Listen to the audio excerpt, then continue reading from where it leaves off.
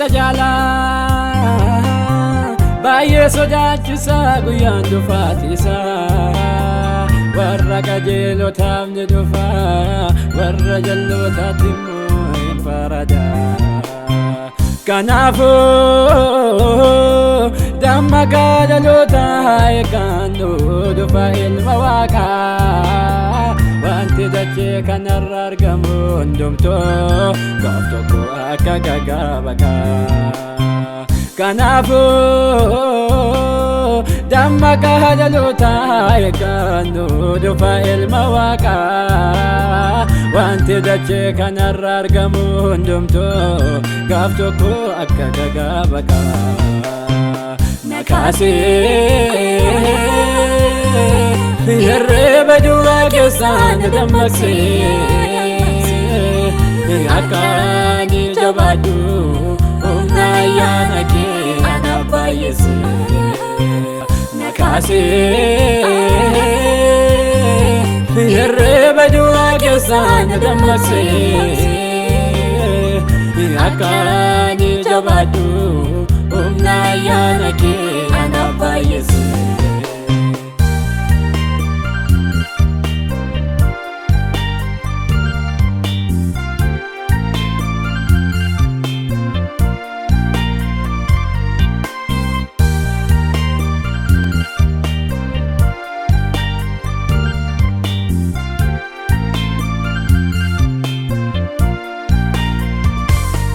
Guyyaan dhufasaa hin beekamu onatu sin himamne eenyumtuyyuu hin beeku yeroosaa ergamoonni hin hubanne.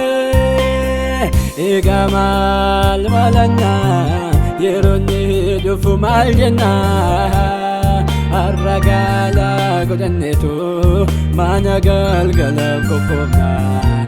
Egaa maal malannaa yeroonni dhufu maal jennaa har'a gaalaa godhanneetu mana galgala qophoofnaa.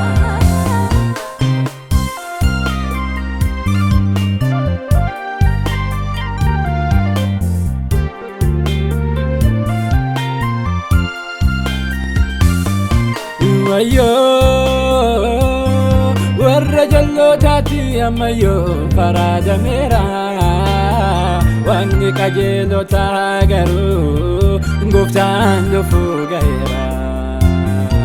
Isa kamii galmee koo maal baataa jira laata jireenyaaf na qopheesse kuni mana kooda gooftaa.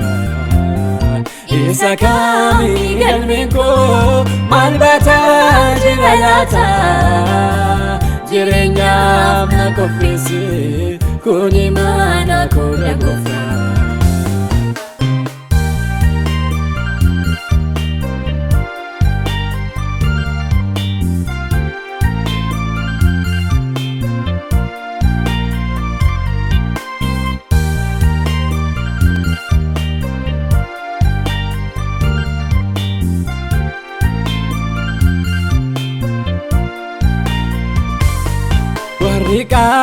Qajeelotaa ammayyoo abdii qabu warra jaalatamoo eenyuun kan harka isaan qabu. Yeroon ga'eera guyyaatti jal'inniif qajeelummaan adda ba'uu ga'eera. Yeroon ga'eera yerootti jal'inniif qajeelummaan adda ba'uu ga'eera. Nakaasee hirriba du'aa keessaa na dammaqsee akka ani jabaadhu humna ayyaana kee anaaf baay'isee. Nakaasee hirriba du'aa keessaa na dammaqsee akka ani jabaadhu humna ayyaana kee